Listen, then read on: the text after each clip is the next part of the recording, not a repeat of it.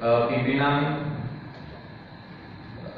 pada forum yang berbahagia ini, saya ingin sekaligus meminta komitmen kita bersama, karena kita secara kelembagaan ini harus memenuhi unsur mufakat dan musyawarah terkait pertama yang harus disampaikan soal kejelasan waktu pimpinan berdasarkan hasil pada musyawarah tertanggal 23 Maret 2020 sebelumnya.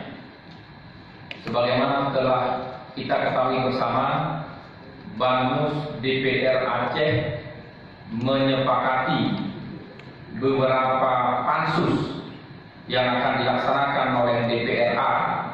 Pertama, pansus onkologi Rumah Sakit Zainal Abidin, kemudian pansus pencairan kredit Bank Aceh, dan yang tidak lupa juga yang merupakan kesepakatan dalam pansus sebelumnya, karena ini menyangkut secara kelembagaan, yaitu rapat paripurna pembatalan proyek multius sejumlah 2,7 triliun yang mana akan dilaksanakan pada tahun 2020 sampai dengan 2022. Oleh karenanya, karena ini menyangkut dengan marwah kelembagaan, segala sesuatu yang sudah diputuskan dalam rapat badan musyawarah, apalagi menyangkut dengan multius sebagaimana disebutkan dalam pasal 54A ayat 3, ayat 4 dan ayat 6 Permendagri 21 tahun